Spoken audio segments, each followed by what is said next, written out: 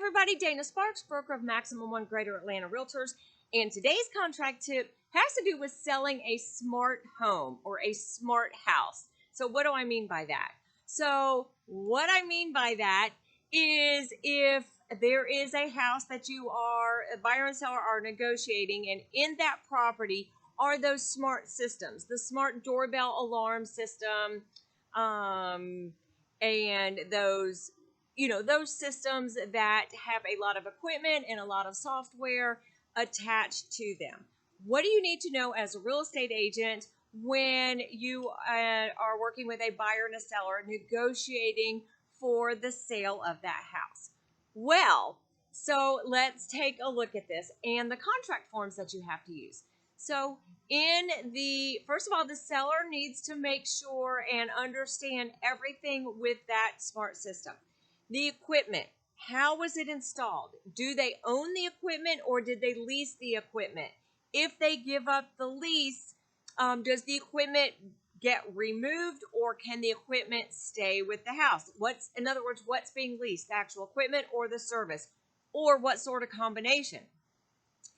Is the lease on the equipment transferable to a buyer?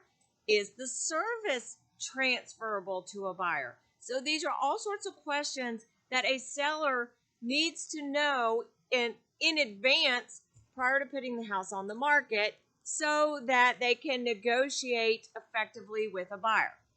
Now, buyers agents, when you guys are showing a house, you have to make note of these types of systems. And again, this could be that monitored doorbell system, or it could be another fancy sort of television, any type of updated smart technology on properties that is available nowadays. You as a buyer, buyer's agents, you need to make note of that in the house. Then, when you are going under contract, you need to make sure to address these issues specifically when you guys are negotiating through that process. It's better to negotiate up front for these issues than have it become an issue after the party's already binding and try to deal with misunderstandings or lack of information at that point. You don't want to kill the deal, and you don't want any upset feelings or money spent unnecessarily. So let's take a look at what the contract says to help a buyer and a seller negotiate through these smart systems on houses when you are negotiating to sell a house. So the first thing to look at is if the parties are going binding with the GAR, Georgia Association of Realtors contract forms. There are two things to look at in Form F301, which is the Seller's Property Disclosure Statement Exhibit. The first thing to look at is under paragraph 5, where it talks about systems and components. 5G states, are any systems or components subject to a lease or rental payment plan? For example, HVAC systems, security system, appliances, solar systems, etc. So you buyers, you need to look at that and find out if there are any systems that are subject to a lease or not, and then find out what those are. Then also on that same form, the seller's property disclosure statement, in paragraph, let me get to there, under paragraph D, fixtures checklist, there is a whole list of items. It says directions on how to use. It's often unclear what constitutes a fixture which remains with the property versus personal property which does not remain with the property. To avoid any disputes, the seller shall have the right to remove all items on the checklist below that are left blank. The items on the checklist below that are checked or marked shall remain with the property.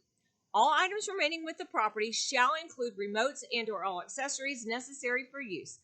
Unless otherwise indicated, if any item is left blank, the seller may remove all or part of the item from the property. For example, if refrigerator is left blank, the seller may remove all refrigerators on the property.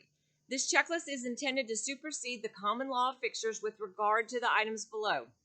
And I'll put a link below. We've done a video on what that Georgia common law of fixtures is. So I'll put the link below. Please take a look at that. The common law of fixtures shall apply to all items not on the checklist. Sellers shall remove all items left blank below prior to closing or the transfer of possession, whichever is later. Sellers shall lose the right to remove those items not timely removed, but shall remain liable for the cost of the buyer having to dispose of such items, provided that the buyer disposes of them within 30 days after closing. In removing items, sellers shall use reasonable care to prevent repair damage to the area where the item was removed. Items identified as staying with the property shall remain those specific items as they existed with the property at time of the offer date. No such items shall be removed from the property unless it's broken or destroyed. In the event such item is removed, it shall be replaced with a substantially identical item by the seller if reasonably available. If not, it shall be replaced with a substantially similar item of equal quality, value, or better, same or newer model, item of that was in the same size and color, same function, or better shall be considered substantially identical. This section entitled Fixtures Checklist shall survive closing. So you want to look through here and see what it talks about under alarm systems, and that's under the section safety, and it has alarm system, burglar alarm, alarm system, smoke, fire, security camera, doorbell, door and window hardware, so forth and so on. So there are a lot of things to look at regarding what is staying and what is going. And then there's one more part of the contract you need to pay attention to. In the GAR, Georgia Association of Realtors Purchase and Sale Agreement, under paragraph C3, where it talks about risk of the property, it does state that the seller warrants at the time of closing the property and all items remaining as identified will be in substantially the same condition, including those disclosed on the seller's property disclosure statement as of the offer date, except for changes made pursuant to an agreement by the buyer and the seller.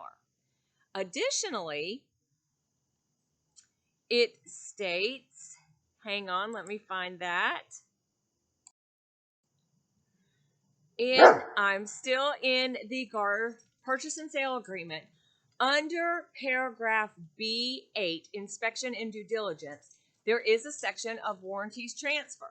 And it states the seller agrees to transfer to buyer at closing, subject to buyer's acceptance thereof, and at the buyer's expense if there's a cost associated with said transfer. Seller's interest in any existing manufacturer's warranties, service contracts, termite treatment, and or repair guarantee, and or other similar warranties, which by their terms may be transferable to the buyer. So a lot of these issues are addressed in the contract, but you need to figure this out, find out how much, and make everybody aware of that so you can negotiate through that through the offer, between the offer process and the binding process, so that this is addressed before you figure out, oh gosh, the seller found out they have to return that equipment, and that means that's going to have to be removed. And the buyer's like, well, gosh, I want that equipment. I'll pay for the service. I'll take over the service, but I don't want the equipment. And the seller says, well, I have to leave the equipment because I still owe over $1,000 on the equipment. And the buyer's like, well, you stated in the property disclosure statement you're leaving the equipment. You need to you need to pay that $1,000 to pay it off. That's not my expense because we didn't negotiate for the equipment. I'm willing to take over the service. I'm willing to transfer the service. So you see how this can become an issue if it is not addressed up front. In the RE Forms Purchase and Sale Agreement, if the parties go binding under that, I want to point out to you that in the seller's property condition disclosure statement in the RE forms, which is RE 130, it is not addressed in this form, these items that are staying with the property or that the seller is removing. It simply states, starting with question number 54 through question number 87, it has a whole list of items: security alarm system, carbon monoxide detector, smoke detector, refrigerator, dishwasher. The only thing that the seller indicates in the RE form seller's disclosure statement, it says, have there been or are there any known material defects in any of the following? Again, if the parties are binding under the RE forms, that is a whole separate issue about negotiating for any of these fixtures or personal property items that are staying with the property or the seller is taking with them. Thank you guys so much for watching. I hope this contract tip helped you out. Dana Sparks, broker of Maximum One Greater Atlanta Realtors, satisfying your needs with service, innovation, and education.